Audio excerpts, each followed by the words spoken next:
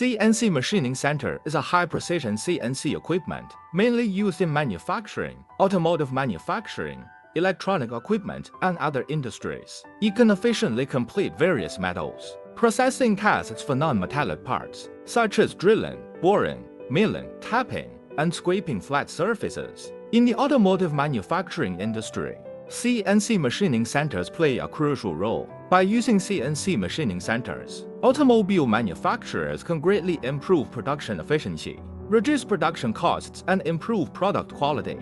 In the electronic equipment industry, CNC machining centers also play an important role. For example, in the manufacturing of mobile phones, CNC machining centers can be used to process shells, button camera, and other components, make mobile phones more beautiful, durable, and of high quality.